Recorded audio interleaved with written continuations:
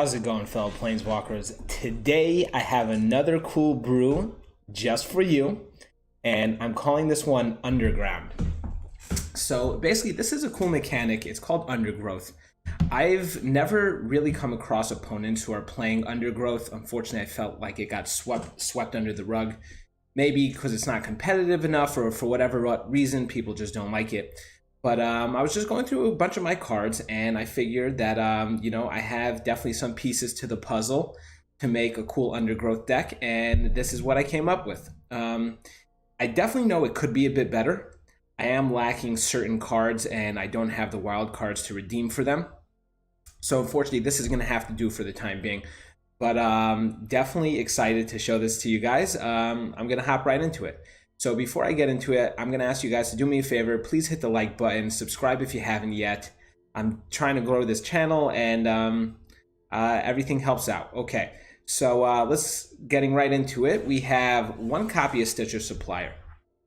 So before I go any further, I have to tell you, if you don't know what Undergrowth does, Undergrowth is an ability that gives certain value to the creature depending on which card I'm playing that has Undergrowth, for every creature card in your graveyard. So I need stuff in my graveyard, and ideally I'd like to get them in my graveyard straight off from the top of my deck as opposed to down from the field. So cards like Stitcher Suppliers are real backbones to this deck.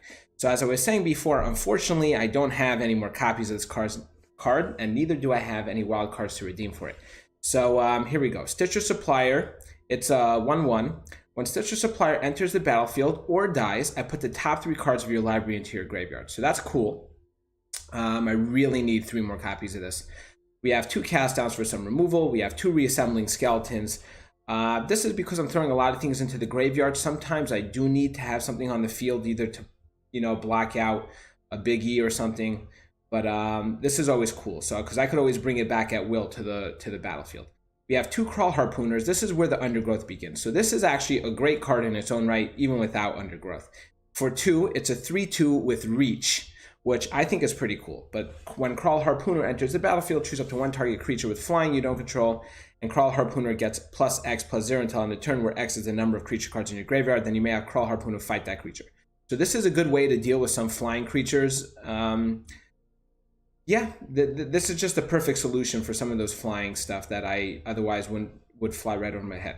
Then we also have a bit of an explore mechanic going on in this deck. I didn't have enough cards to just go pure Undergrowth, so I'm definitely doing explore. I figured if I'm already in the Golgari colors, this is the perfect opportunity.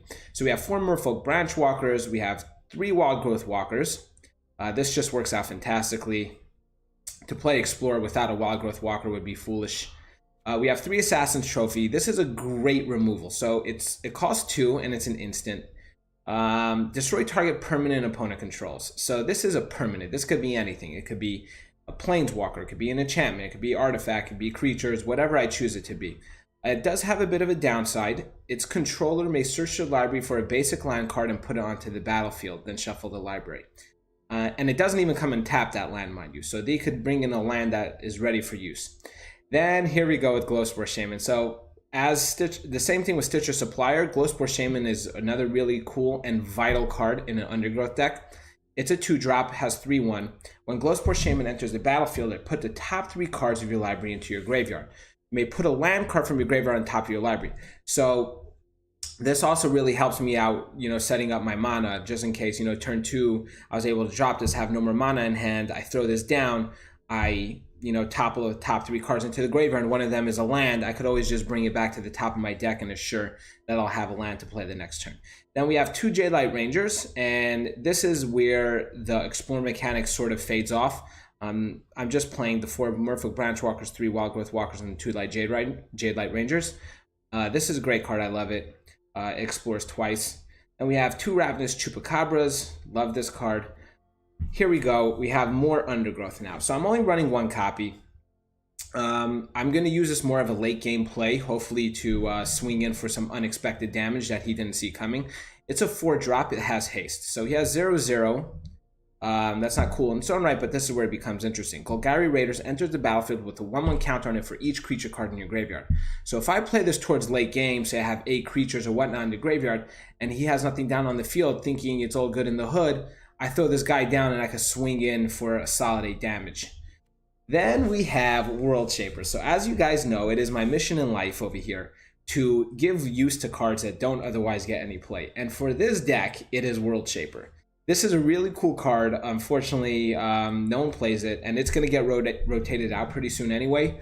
But check this out. So it's a 4-drop, 3/3. Nothing special, but here we get where it gets interesting. When World Shaper attacks, you may put the top 3 cards of your library into your graveyard. It's not a must, I may, by the way, so I could choose if I want to do that or not.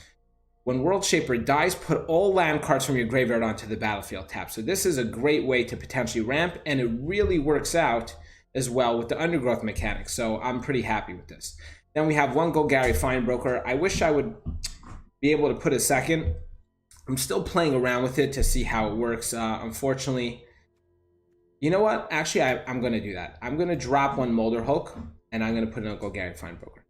Then we basically, this just allows me to recycle a permanent from my graveyard back into my hand, which is pretty important because, as I said before, we're throwing things into the graveyard. I need to be able to pick some things out of it. Okay, then we have a Crawl Foragers. This is for some life gain, you know.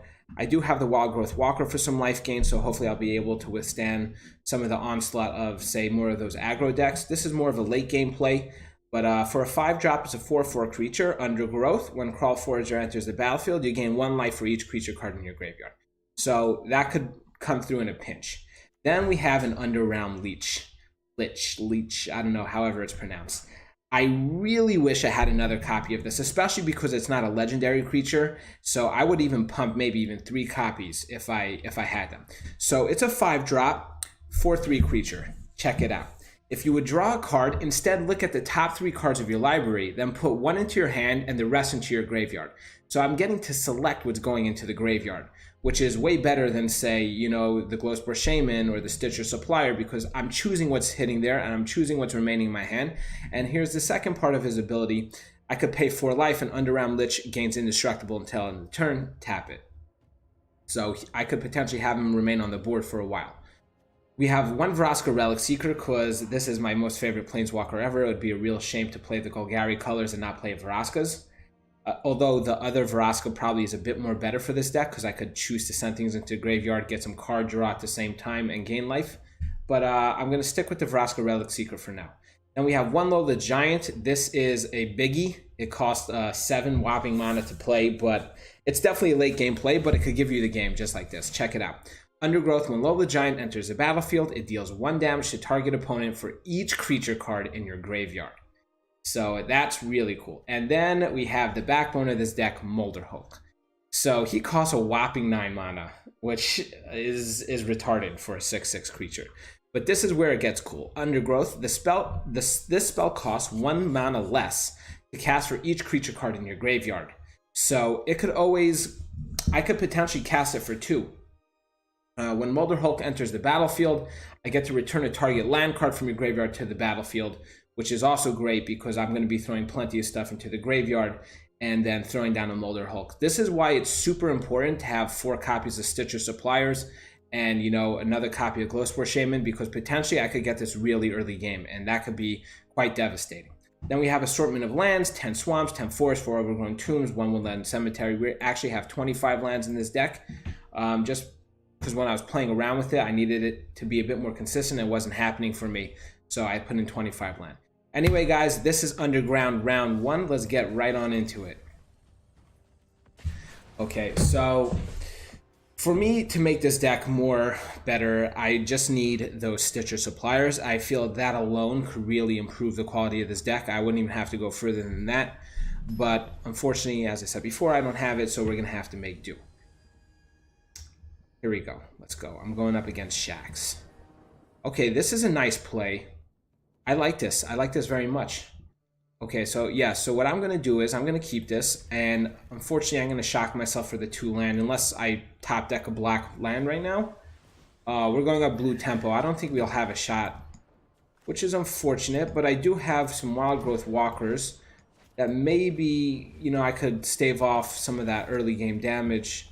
Ooh. Okay, so I threw nothing but land into the graveyard. That definitely is not good for me. But here, let's go.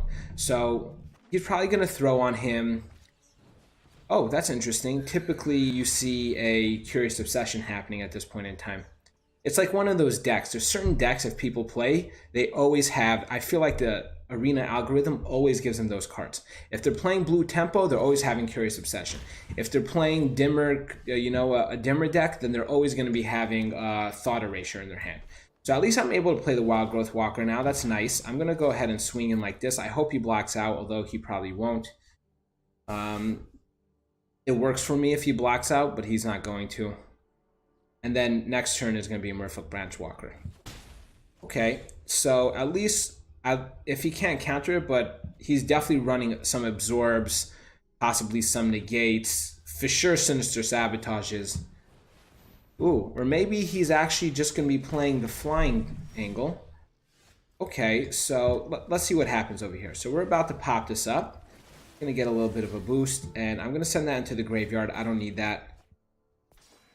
And I'm going to swing in with both of these guys. He'll probably just block out the Wild Growth Walker. Or, okay, that works for me too. So we're going to send some more stuff into the graveyard. Oh, and of course I threw in the Molderhulk as opposed to anything else, which is a shame. Okay, so what I think we need right now is I need another black land at this point. And if not, whatever. World Shaper will always do for me. Oh, wait a second, guys. Actually, we're in a good position. Because once World Shaper hits the field, I'm going to be able to reclaim all this land. Which hopefully will do me well. So I'm going to throw down the World Shaper now. I know he is definitely running blue, so he'll probably be able to do some sort of countering shenanigans. But we'll see for now. So I'm going to come in swinging with both of these bad boys. And see where this takes me. Wow, okay, so I'm going to save the Assassin's Trophy for the enchantment. I think it's called Favorable Winds, where it boosts up every flying creature, gives him a 1/1. And I really hope he doesn't tie this down. Don't put this into jail. I actually need this guy because I need... Ooh, okay, so he's swinging at me for 5. Let's hope he doesn't have some... Okay, so I figure... He actually shouldn't have done that. He had a good shot of winning. But I'll take it. That was a freebie. That was nice. Okay, so let's go for 2 more. Yeah, I definitely need more Stitcher Suppliers. It's an early game play that's super necessary. In fact, what I would do is I would get rid of the Explore mechanic in this deck, and I would just run the Undergrowth mechanic. I would definitely get rid of the Explorers. Because I do have more copies of my Underground stuff, but I didn't play them in the deck because I needed to fit in the Explore for some more value.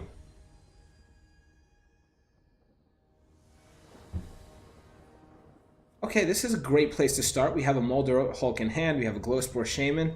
The best thing for me right now would be to top deck a Stitcher Supplier. Okay.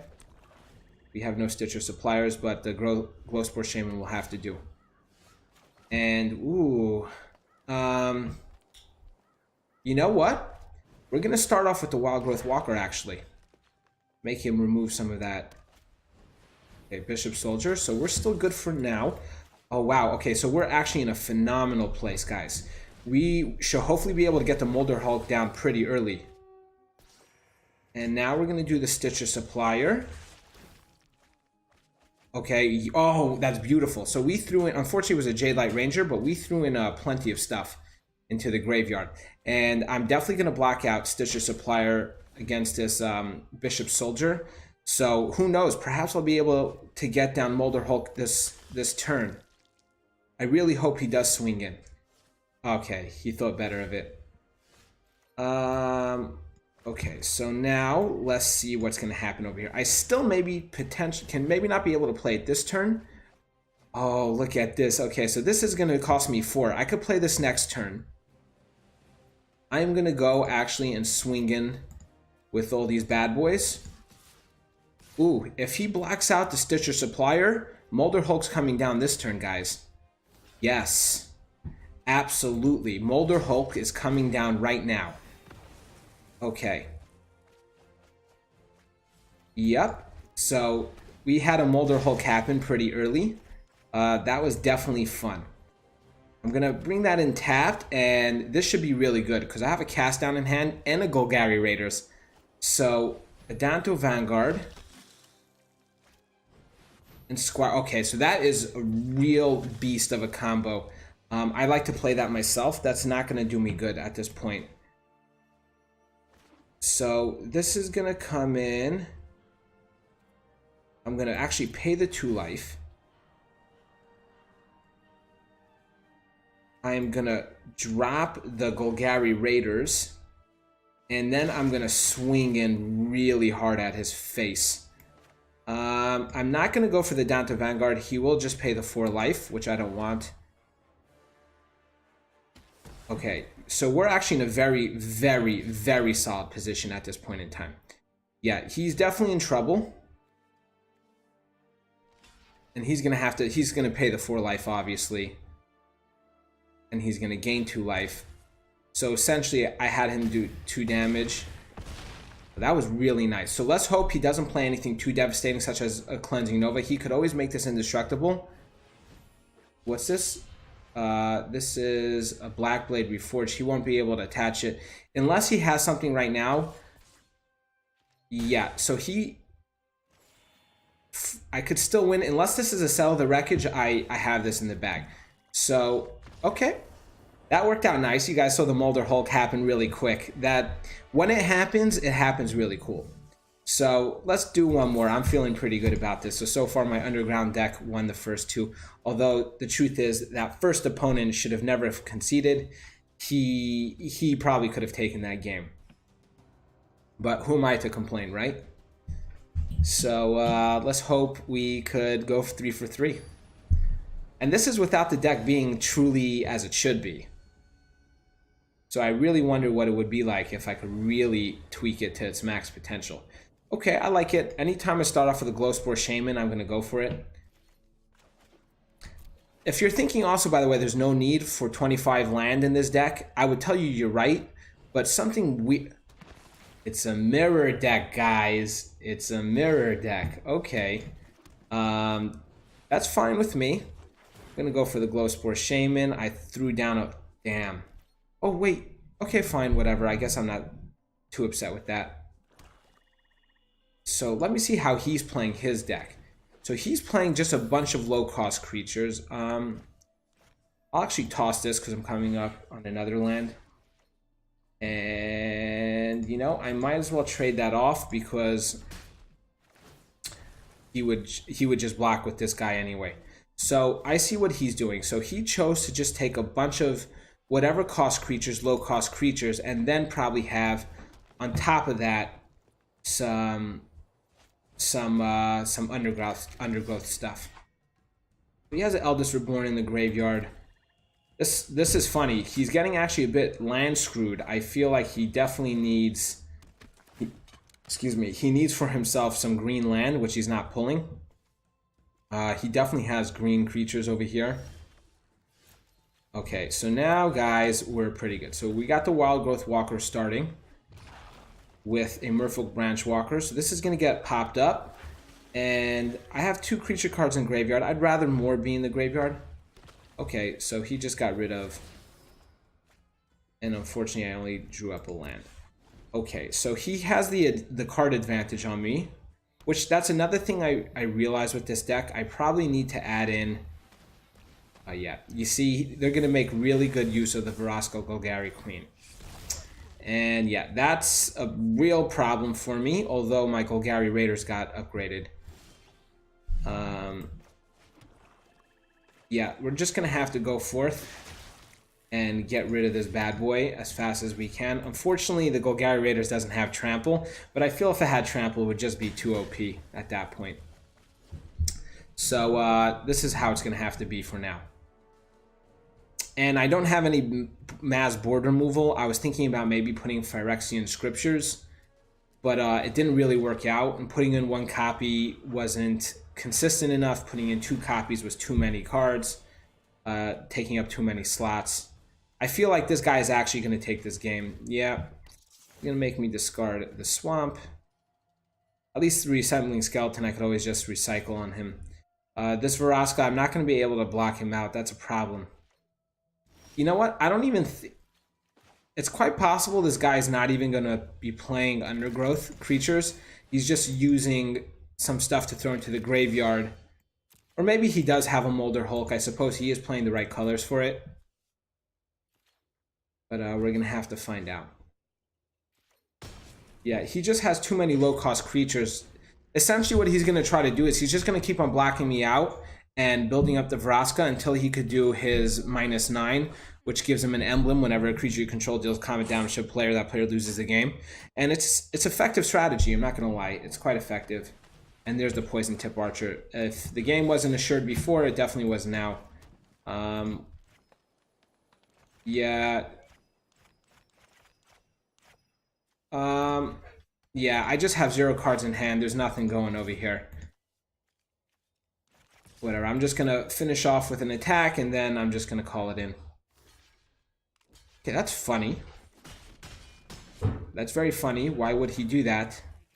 Okay, so he's gonna do 2 damage to me. I'm just gonna bring these guys back in. But I'm surprised that he let me hit the Vraska like that.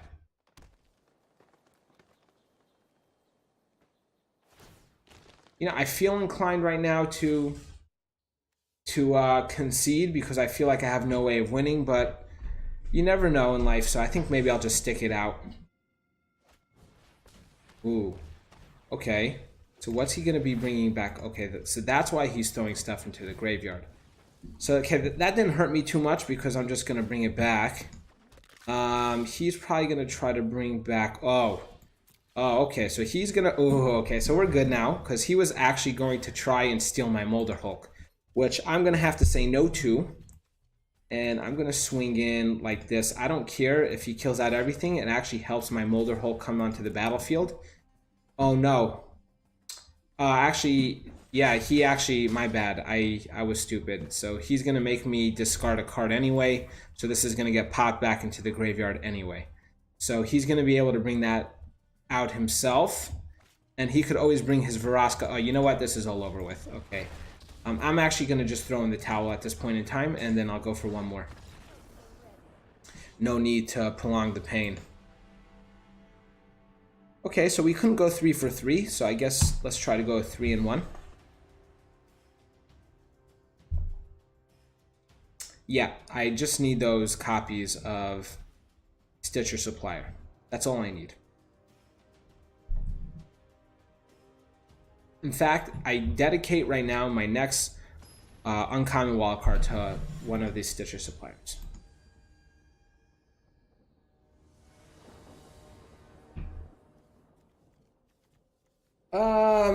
It's not the best hand, but I guess we'll just roll with it. We do have a Merfolk Branchwalker. Hopefully I'll be able to pull off what I need.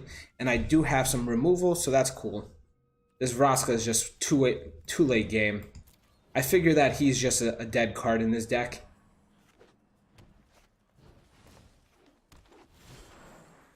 Also, maybe worthwhile to put some ramp creatures in this deck. You know, they're... And send that to the graveyard. They're going to be easy to help me ramp. I could chump block with them out and then put them into the graveyard.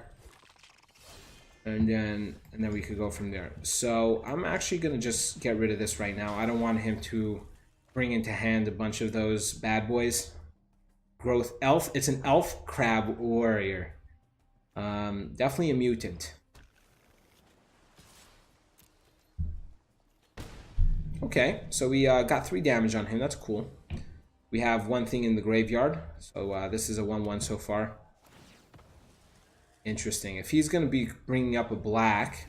Okay, no. So for a second I was worried that he may be bringing in Moldratha the Gravetide. Okay, you know what? Guys, we actually may be on point. Oh, really?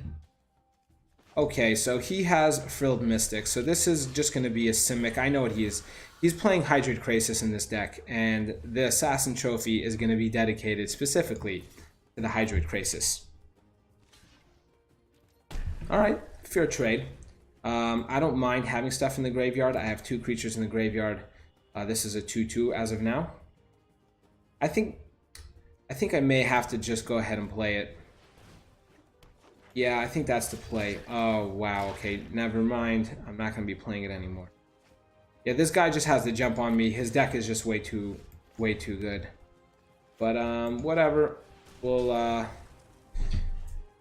have to do it this way. Unfortunately, every time I do this, he's gaining land, and that's just going to build up his... He is playing black. Okay, yeah. There's absolutely a Molderhulk the Gravetide in this deck. I'd be very surprised if there's not. In fact, he may drop it right now. He may drop a Molderhulk right now. Or it could always be Hydroid Krasis time. Yeah, he's counting up his land. This is a Hydroid Krasis. But I do have a Vraska. So hopefully I could pop it. Okay. I think... You know what? I really need to drop a land right now. I need to be able to get Vraska on the field. If I could create a swarm of pirate creature tokens, then perhaps. Yeah, it's all over with, boys. He's going to throw out the Vraska, and that's done. That's a real shame. That is a real shame. I know, at just my luck, I'm going to top deck a land right now. The sanity, absolutely. I'm way outclassed. As I said before, this deck, I always find myself having... I'm always low on cards. I have no card draw mechanic. It's not working out for me. And what's happening here? Build Mystic. That's game. Okay, so we went 2 for 2. This deck could definitely use improvement. In fact, guys, if you know of any other cards that throw stuff into the graveyard, I'm definitely would like to know of them. If you could do me a favor and drop it in the comments, that would help out. Anyway, this is my Underground deck, and it's pretty cool. Undergrowth mechanic. And have a great day, guys.